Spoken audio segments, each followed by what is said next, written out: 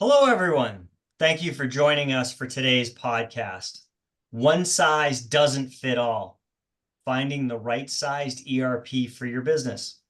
For today's discussion, I have with me Shawn Windle, founder and managing principal of ERP Advisors Group, and Ralph Hess, executive vice president at Navigator Business Solutions. Both bring decades of experience helping executives at companies, large and small, navigate the sometimes complex process of identifying the right fit ERP. Welcome, gentlemen. Hi, Shawn. Oh, good to see you guys. Thanks for getting together. This will be a fun discussion. Yeah, we've got a lot to share. Let's kick things off with you, Ralph. Why doesn't one size fit all work when it comes to ERP? Well, everybody loves talking about ERP, don't they, Shawn? Oh, very If you take a exciting look at topic for it, many. no business is the same, right? Each business is either at a different part in their journey or life cycle.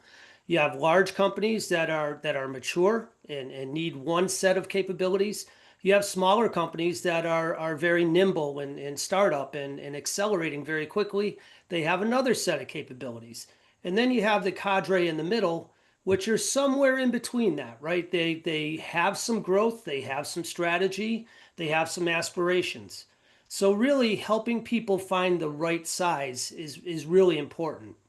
I think that the when you talk about the size, it isn't really the size of the solution that you're buying, but rather the size of the solution you're going to deploy. So there may be some that people maybe, let's say, overbuying. They're overbuying into some capabilities that are included that just aren't needed in their business. Then there's other people that aren't buying enough, right? They'll start very small and really not take into account what their growth aspirations or the corporate strategy is. And so they end up having to retrofit or use add-ons that aren't well integrated or aren't best of class for what they're actually trying to accomplish. Then you have this whole new area of headless ERP, which is a really unique kind of ERP as a backend that you can bring other front ends into. And so as people are looking to find that right size, they have to calibrate where they are as a company, where they want to go, really what their pain points are, and what their outcomes are looking to be. There is an ERP out there for you. Don't despair. But I do think you want to make your search focus on the right size, at least the right kind of level, which Shawn is going to go into in just a little bit, the different tiers of ERP. But I think you want to make sure that as you're looking at it, it's not a technology buy, it's a business buy. And that business buy has to be aligned with the strategy. And so sizing according to your strategy is what you need to be doing. Shawn, now are you seeing the same thing when you talk to your clients and they're coming to you, whatever size they are, and do they have preconceived notions of what they want and you're guiding them through it, or are they coming to you and saying, I have no idea where to start? Hmm. Yeah, it's a good question. I think we see a little bit of both. Honestly, I mean, I'll talk a little bit like Ralph said about some of these tiers, but I think when people are approaching ERP, right, it is such a nebulous topic, which is why I'm grateful for you guys that we can have this discussion today to just get some truth out there about what ERP is and like how do you use it and how are you successful with it ultimately. I mean, people are betting a lot, including their jobs sometimes on these big projects. But sometimes folks come in and they worked in other organizations that implemented an application, an ERP, and let's say those organizations were big, like gargantuan, right? Now they've changed and maybe they're at smaller organizations. And so they think, oh, we can just put in an ERP, we'll put in whatever that was, right?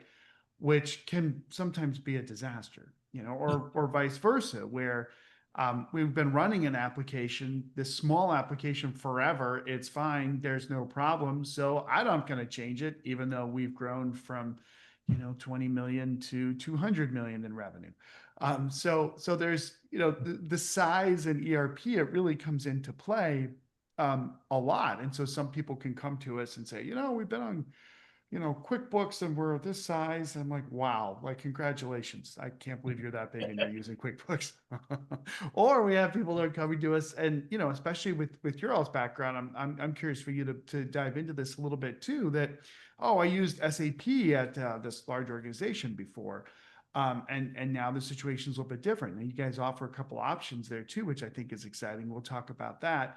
But I think generally a way when you're looking and you're in the shoes of the potential ERP, right? You're the purchaser, you're starting the valuation, you're starting to think about this. There's 4 tiers that will help you to sort of slice up the market so that when you're out there, like who you're talking to and which tier they kind of fit into, right? So like a tier 4 will start kind of at the bottom. We call it a tier 4. And these are like entry level accounting solutions, right? They're good, right? This is where you see like QuickBooks and basically you just need to start building the business and start running it, get some good financials, sort of based on things like generally accepted accounting principles, not much international financial reporting standards in there. I don't think QuickBooks has IFRS. No, If the sure people doesn't. the people from Intuit will tell us when they hear this if they do. Please, always, as we always Yes. very willing to be corrected. But basically have these kind of entry level accounting systems that they can scale for sure. But what usually happens is you get into tier 3 where you start to see a little bit more of the ERP products. And this is where we're beyond just automating debits and credits and basic spreadsheets, where we've got functionality maybe in a couple areas of the business, maybe a nonprofit that we want to bring it together and sort of have one view of these areas of the organization, but maybe not a lot of transactions, not a lot of technical requirements, et cetera. So then we go up into more like tier 2 solutions. And we love to kind of play in the tier 2 space. And this is organizations, companies, nonprofits, even some public companies, right, that are in this 10 million in revenue up to maybe $1 billion. It's a big market. There's really hundreds of thousands, probably millions of businesses and nonprofits, et cetera, some government, that's in this range. And what they're looking for again is, sort of the accounting for sure, and it's the rest of the manufacturing or distribution or, Right. it's a city or state or, different kinds of government that has some other kind of function to it, right? You get into some of the other ERPs out there that aren't even really, for like normal business. They do just government stuff, but they really need more access to data across the entire enterprise.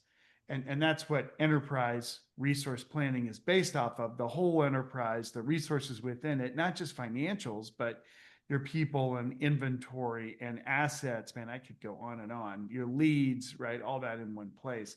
And then ultimately we have the larger tier 1 solutions, which are for more sort of organizations operating definitely more globally, multi entity, tons of products and services and a volume of transactions that need to get automated. So, I mean, Shawn, that's sort of how we kind of break out the market. But I mean, if you're willing, Ralph, I would love for you guys to talk a little bit about kind of how you see this, right? Because you guys are interesting in that you sort of play on these different scales. I know you focus in one, but what do you think? Sure. Yeah, sure, Shawn. Yeah, you're absolutely right. I think you're starting to see the line blur between tier 3 and tier 2 and tier 1, right? Where the solutions are coming forward with capabilities that were previously only accessible in the tier 1 solutions, right? I mean everybody are really bringing forward a lot of capability and across multiple lines of business, whether it be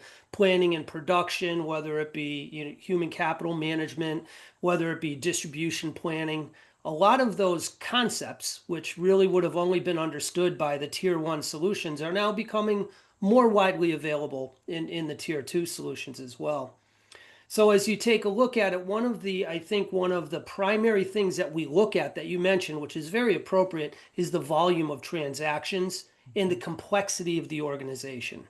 So as you have a global footprint, as you have the multi entity, that's where oftentimes that tier one solution, whether it be Oracle, whether it be SAP, whether it be, any of the others, that has that already built in.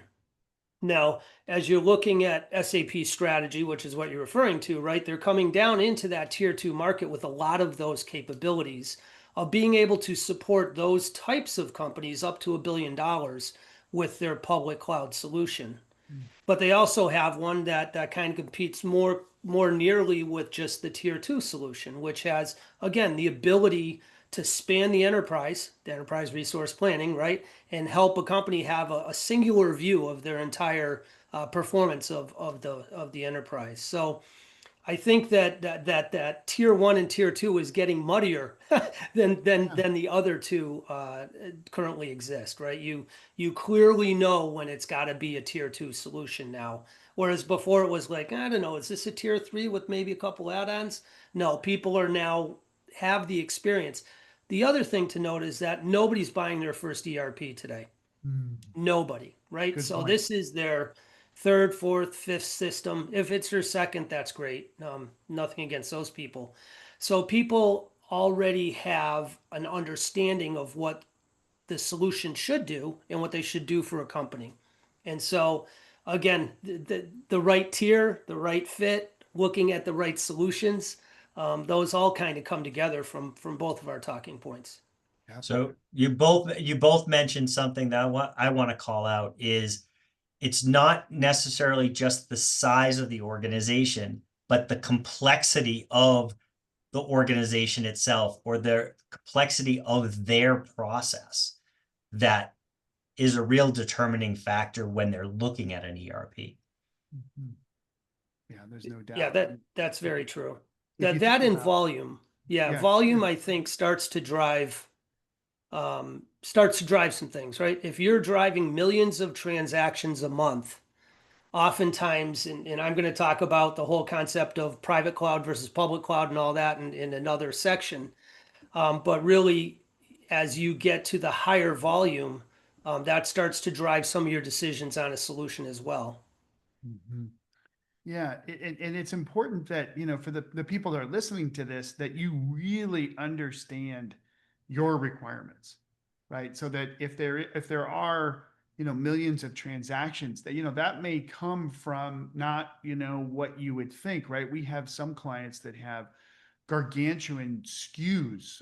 Their parts lists, right, are Right. mammoth, and they have variations. And you look at the fashion industry, fashion apparel industry. There's lots of different kinds of requirements that come in on product types, and so it's a really good point that understanding transaction volume, understanding the size and magnitude of the solution before you even start having conversations with vendors kind of helps you to tuck in on which tier that you can focus in, so that your conversation isn't like, yeah, we're like all in and we're going to do this solution, and the vendor's like, yeah, I don't think you can afford us. Yeah. Yeah. Exactly. We do have one vendor that does that often to us. But we work through it, right? But Yeah. I won't say who that is. But you don't want to waste your time talking to a vendor that offers something that's just too big for you, right? So I think it's a great point.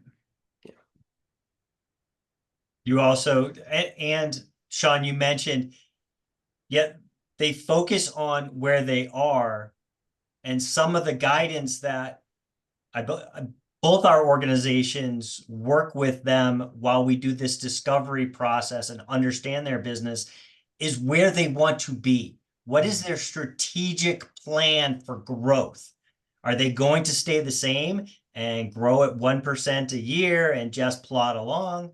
That's a whole different discussion versus a company that might be $10 million in revenue today, but is looking for that hockey stick growth to be 100, 150 million in 2 years.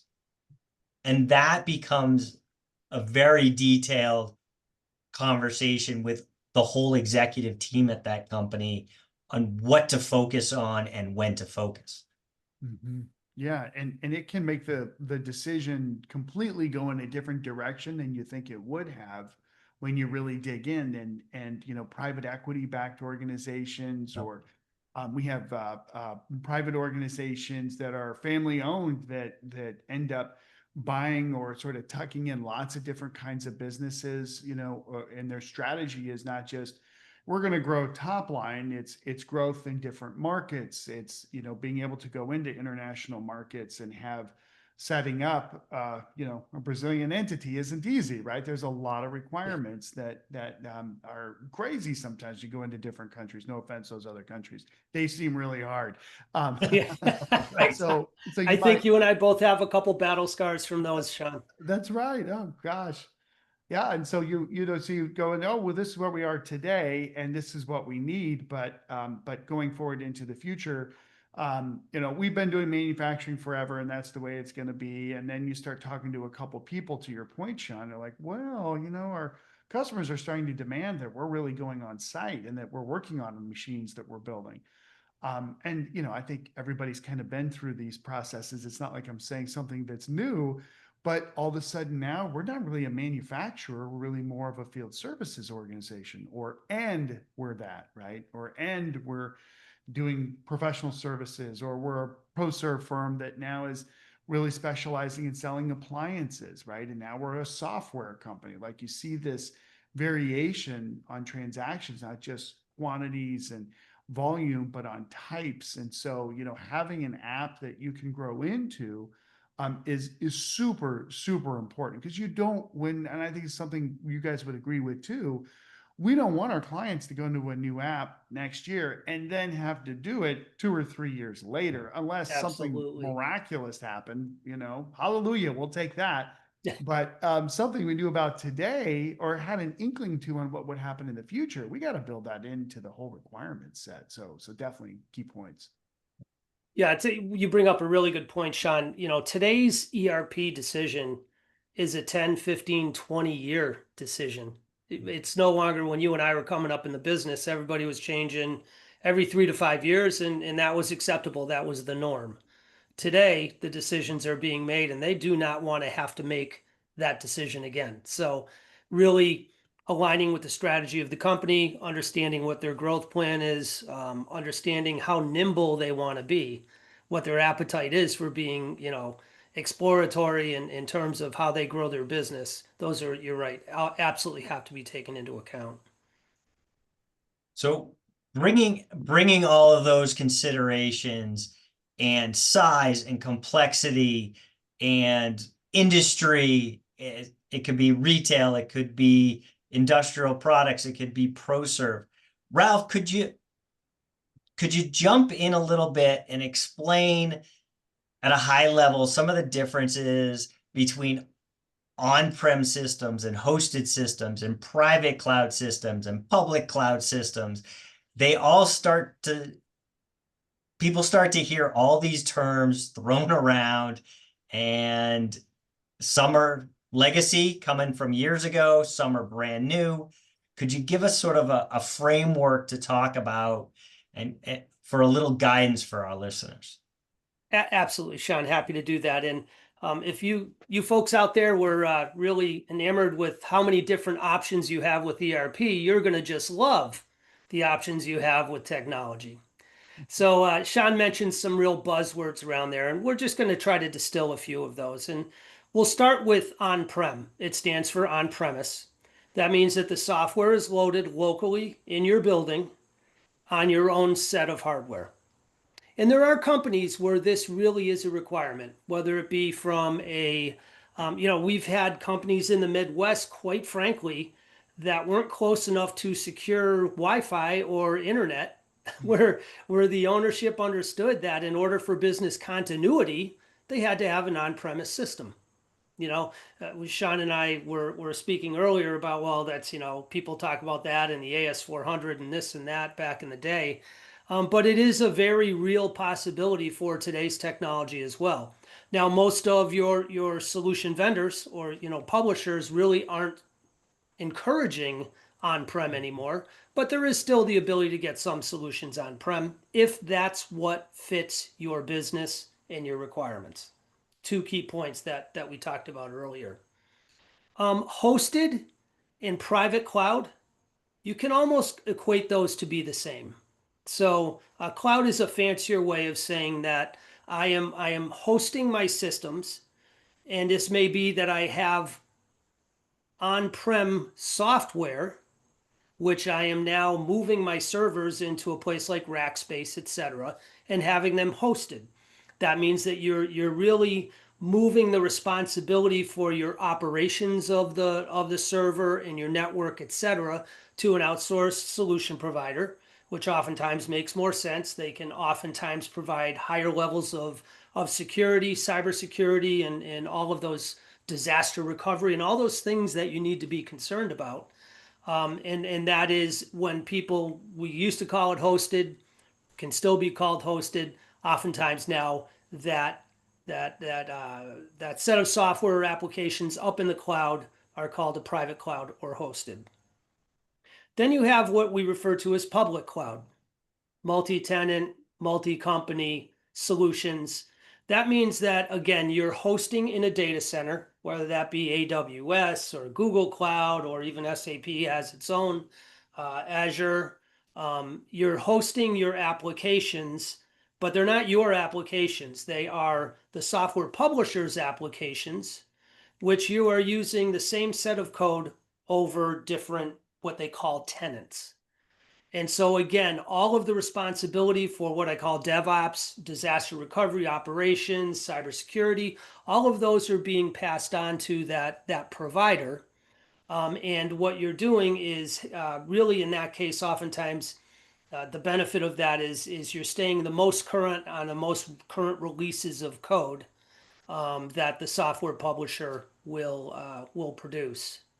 As I look back to the hosted or private cloud, that's where you're more in control of the software releases and when you want to apply them. So a couple different concepts, I'm mixing them in as we're going there.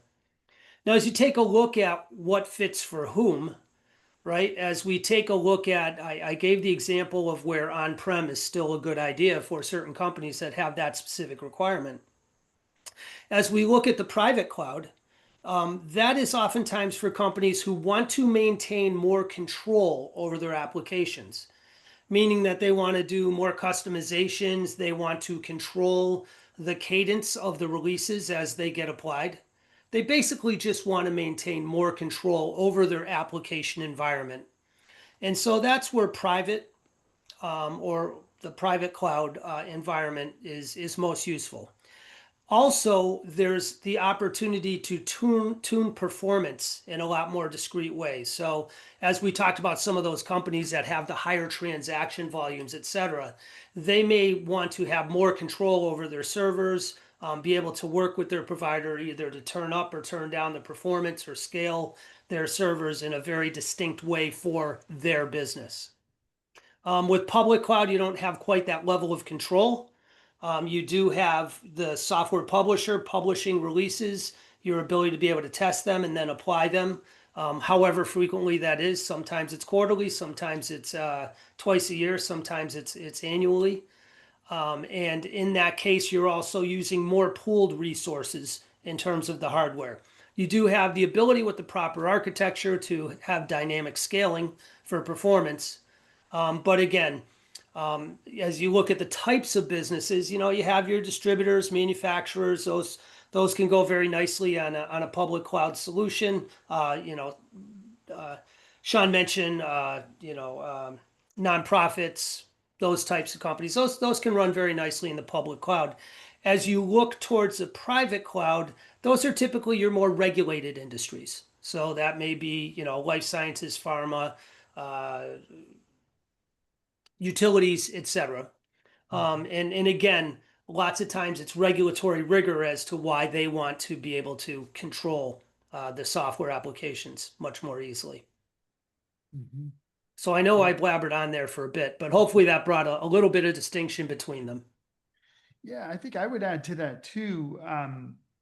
This, I'm going to even go back a little bit farther kind of in the history of sort of computing, that you have to remember that the computing and computers themselves, I sound like I'm in the 1950s here, but they offer massive massive, mammoth amount of processing capability that we didn't used to have not that long ago in our history, honestly, as a society. And so when you look at cloud solutions versus on-prem, on-prem, you have your own machine and you've got to maintain and all that kind of stuff. We all know about that, right? But when you're looking at cloud computing, of course, we can't not talk about AI too. But the amount of massive capability that the software vendors have at their fingertips now for how they can write their apps and the amount of processing that can happen is just it's like next level. That's what enabled AI. Where we've always had intelligent software. Software by itself is intelligence. It's somebody took the time to code, for a machine to make decisions. The machine doesn't make decisions. If somebody told it what to do, right? Right. Well, now with all this computing in the cloud, now a lot of people can tell it what to do, and so much so they can tell it how to do things and how to learn on its own, and then it can just keep working and working and working and working while we're like sleeping and eating and other things. The computing just continues to go on and on and on and on and on. So, and that's only going to be more important, I think, for organizations. I mean, we have companies that call us that are 5 million in revenue, and they say, "Hey, we're going to switch, but we got to make sure that we get the right AI strategy with our vendor, with our software vendor." Like, you better believe you do. Like, it is important for sure. So, you layer that in, and what do you think, Ralph? As as you're talking to companies about sort of the real AI hype, but also like practical solutions. Like what are you saying and talking to people about around that? Yeah, thanks, Shawn. I think that AI is really important today as people are evaluating systems, and not really for what AI is today, right? Everybody has this impression of determinative processing and Microsoft Copilot, and I can ask it anything, and it returns all kinds of different answers. But as you look at the foundation of AI, which is really machine learning, robotic process automation, analytics, that type of kind of what the bedrock is, many of the solutions already have that in it, right? And even such things as invoice scanning, moving from OCR to more of an AI-based invoice scanning for accounts payable, which is what everybody wants, right? Those things can be considered AI within a solution. Now you take the next level of what the publishers are hyping, and I will use the word hype, right, Mhm. for what AI can do in terms of, hey, we're going to automate this person's job, be able to free them up to do just pure analytical type work, and then eventually the machine will do that too, and they'll go away. I mean, I do believe we're in the hype cycle there. I've tested a couple of different tools on a couple different publishers, and they're just not there. One of Mhm. the reasons they're not there is they are very data dependent and data hungry, and the quality of that data is what's really required. So, a company's AI strategy, I always say it's great to have an AI strategy, but your application transaction layer has to be rock solid, right? And Mhm. it needs to be capturing the maximum amount of data in a most accurate way in order for AI to start to learn your patterns, in order to be able to help you and make suggestions. So, the AI is, as we look at it with our customers today, is how can it help make you more efficient? How can it help you make more informed decisions? And then once you have all of that in place, then you can start using, generative AI to start help you make decisions. But that's my opinion, and the publishers can correct me if I'm wrong. It's still a couple years away before people are really going to say, yeah, this is it, boy. I was able to take this and it move this whole report into a pivot table. I was able then to feed it into another AI model and this, that, and the other thing. So I think it's there, it's coming. There's no doubt it's coming. Mhm. But it's the fuel for it is data. It's compute and data. And Yeah. the compute is there. The data has to be there in order to really derive the benefit. Yeah, I totally agree. And it's really the basis of what ERP has been about since its beginning is how do we pull this again, enterprise resource planning. But I would say that I do think from lots of these discussions, again, I appreciate being able to chat with you guys, right? But we talked to a lot of different people throughout the industry. And when a concept like cloud, I remember I had a client 20, that's not true, maybe 17 years ago, small nonprofit, tiny company come to me, an organization, and say, look, I don't know about this cloud thing, and I'm not really sure about it, and I'm not really sure I want to change. But I'm not sure I can't do that. Like, I think I have to do it because I can't maintain my hardware anymore on my own because of security issues, even back then, right? Right. I was like, whoa, things are changing now. Like, I know when that guy said that to me, I was like, okay, cloud's happening, right? So you sort of like the way that I think we work as a species, if you will, we won't get all into the sociological, sciences of man, although I love that stuff. But when you hear the hype, it's the people who are making these big billion-trillion-dollar investments. They've made them and they're continuing to make them. And when they make those investments, they're going to win. I Oh, saw yeah. this with telephony in the late 90s when I was a consultant, watching and working with all these telecom companies, and like, why are we putting all this fiber in the ground? I don't understand why it's so important. Right now we're on the Right. Zoom all Yeah. over the world and people are jumping in. But that we laid the groundwork for this 20 years ago for what we're able to do now from our homes, thankfully. I mean, if we hadn't had that during COVID, I don't know what would have happened to the economy. It would have been, Then there would have been a real Titanic collapse, really. it was Mhm. already just incredible, the effect, but it could have been even catastrophic, to your point. So now we're laying in the computing. Now we're laying in the software, the agents. We're getting into this agentic world. We'll see. You can't not think about Mr. Smith from, Yeah. that's the best agent out there. Exactly. Be careful. Exactly. Yeah. But, from enterprise software perspective, like, I'm excited. Again, we talked to a lot of people throughout the world on ERP, and we get these snippets from CTOs and different people that are in and have teams of hundreds of people. One of them even has more than that. That's building out these solutions that will help us on an everyday basis. So hang in there was what I'd say to the listeners with AI. I think, to your point, Ralph, we're not quite there on seeing the full value, but it's coming. And so that long story short here, going back to where you were, Ralph, that is one of the benefits of these private cloud and public cloud solutions, is that you're getting all of this development that's, billions and billions of dollars that are being developed today for solutions that we don't see, but it's just the groundwork for what's to come.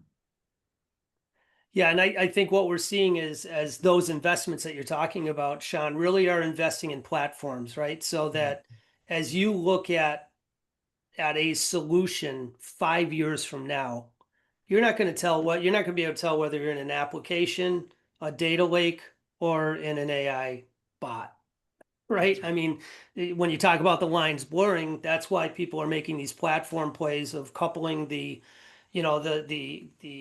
application layer with the data layer, with the AI layer, and then agentic computing, as you were saying, over the top of it to really create this flywheel effect of being able to take benefit of AI. So it is an exciting time. I think that we just like to make sure that customers have the right level set or understanding of, when they're signing, why can't I, the next day be able to get this really cool chart that the system has made for me based on the 10 years of purchasing data I just gave it. We have to be careful in making sure we temper people's expectations.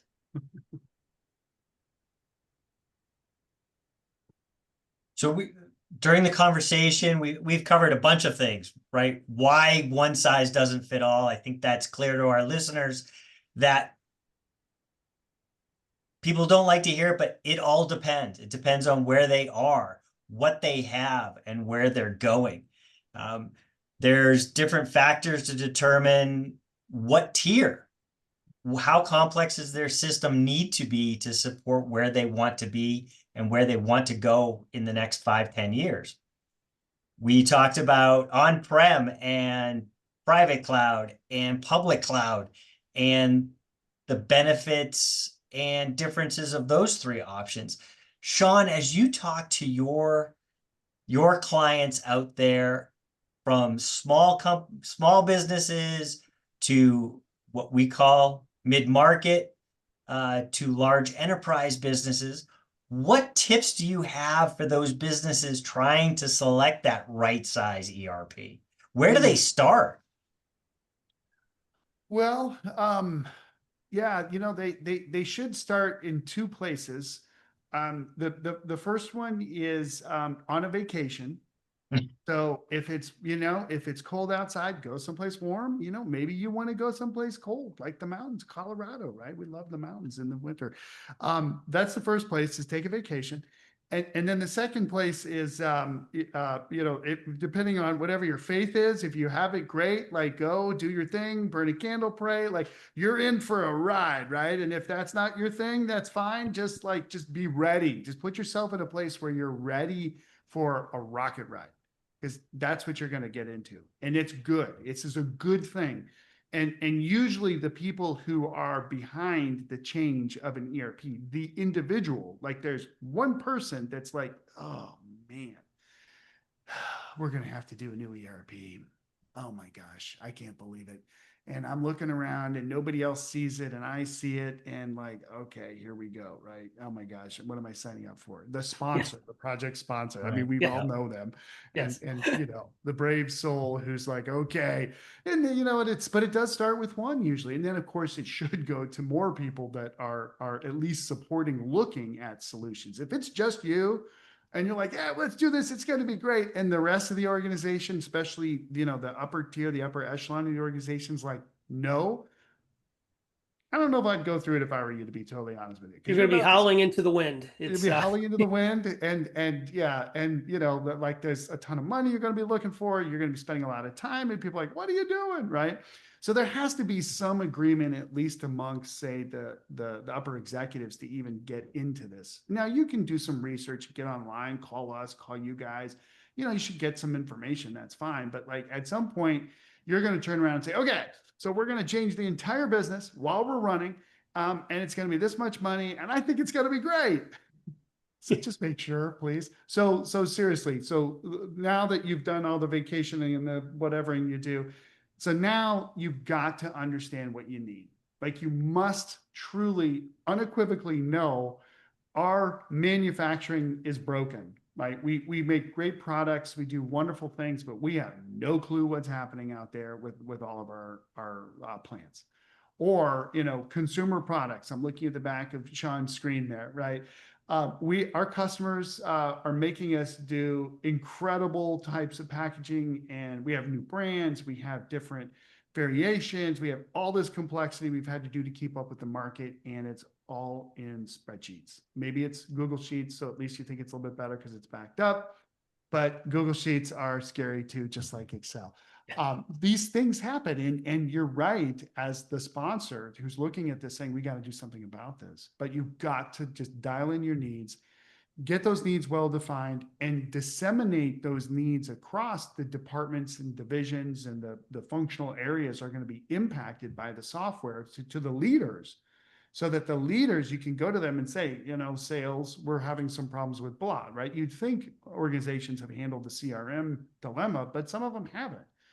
But here's the problems that we're going to try to solve, and I want to make sure you agree with that. Same thing for all the rest of the divisions that are touched. Maybe you're not going to change your HR, payroll, human capital management system.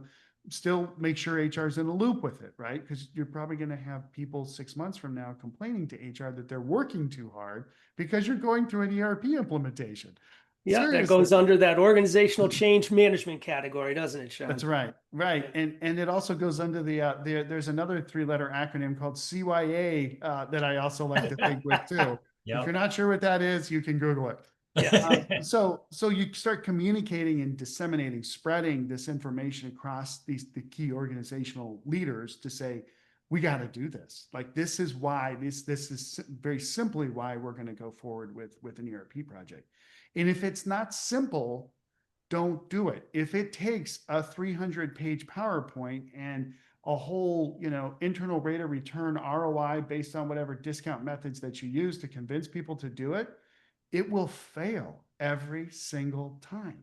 What doesn't fail is, oh, Lord, we're a distributor, right? We used to have 10,000 SKUs. Now we got 100 and 100,000 SKUs. We have no idea what our costs are. Tariffs are changing things. We've got to automate this. We got to go through the pain and anguish of doing this. Good. Then you're in, right? Like You have it a needs to measurable be. outcome then, right? You That's need right. to be able to measure whatever it is you're going to pursue. That's right. So once you have that under wraps, now you can start talking to vendors. I would definitely take the time to get your needs set first before you call folks like Navigator. I mean, we help with the needs stuff, but like I even want my clients, honestly, to do a little bit before they even call us, because if they think this is small and they call me and say, hey, will you help me? They'll never hire us. They won't, because they're like, I got this. It's easy. And I say, you know, I bless you. I wish God you the bless. best of Have luck. at it. Yeah. Yeah. Yeah. Here's my number for later. If you have a problem, please don't call me when you're, you know, 2 months from go live and you're like, oh my God, the system doesn't do what we thought it should do, blah, blah, blah. Fine. You know, we'll help you out still. But long story short, get the needs defined, talk to some great vendors, think about those tiers that we talked about, think about what Ralph said about deployment options. And you know, you will find a vendor that doesn't just treat you well or sales are nice or anything, but they actually can demonstrate that they can meet your needs as best as possible. Because I'm telling you what, you're still making a leap of faith. I don't care how long you spend in the selection process. It's a lot like a marriage. I'm just saying, it doesn't matter how long you're with somebody before you like say, okay, we're together. I'm going to know everything about you. No, you're not. You're going to Until learn the first more. day. Right. That's right. You know, day 100, day 1000, you still learn things, but you'll start to see as you put more time into your selection process, not just the software vendor that meets the feature functionality requirements, technical platform, et cetera, but the implementation partner is just as important, if not more. And in our experience, it's more important to find a partner that really gets what you've done, what you need, your industry, your background. They've already learned, been there, done that. But they're also super interested in your success, and they're willing to do just about anything. I mean, frankly, that's why we were glad to have you guys here with us, because you're that type of organization. I don't usually plug other organizations, to be totally honest with you, that you're not paying me for that. We're on the Zoom together. But the bottom line is that we only bring in implementation partners that really, really care and are betting a lot on your success. Because if you don't matter to your implementation partner, man, I just had a call today with a client that we're going through some problems where the people are getting busy and they're starting to focus on other projects. So I have to make some calls to the owners of the other firm and say, this is right. What are you doing to my client? You know, boop, they'll all show back up and then we'll be fine. It's one of the values that we bring, actually, is because we do so many deals with different software vendors and implementation partners, we can wield a little more power than just an individual client. But the bottom line is, for you that are listening to this, the sponsor out there, please pay attention to your implementation partner. Don't just say, yeah, we're going to go through this big selection process for the software. And oh yeah, we'll get a partner. That's fine later. Yeah, it'll be easy. No, it won't. You are betting your job on those people. So keep that in mind. I'm kind of raving here. I better stop, but there you go. And ranting. Yeah, and I think what you're saying, Shawn, is really important. Getting the first part of it right is so important, and it's not easy. Right, getting your needs documented, getting it properly communicated throughout the organization is critically important. And frankly, there aren't that many people in business that have that experience or capabilities. And that's where bringing in somebody like you guys, right, can really help the success of the project. Yeah. So really important, not just to select the right SI firm, but also to select the right advisory partner, right? Listen to the word advisory. You should have the right advisory partner, take their advice, and then the process will go more smoothly than it would have otherwise. That is true. I can attest to that one. Fantastic. What a great conversation and discussion. I think we touched on an awful lot of stuff in our 45 minutes together. Are there any last things that, Ralph, that you want to just wrap things up for our listeners today? Well, I think we've shared a lot of information, Shawn. You're right. I think that as Shawn Windle said, it's important to really look at who you're entering this relationship with, whether it be the advisory firm, the software publisher, or the systems integration firm.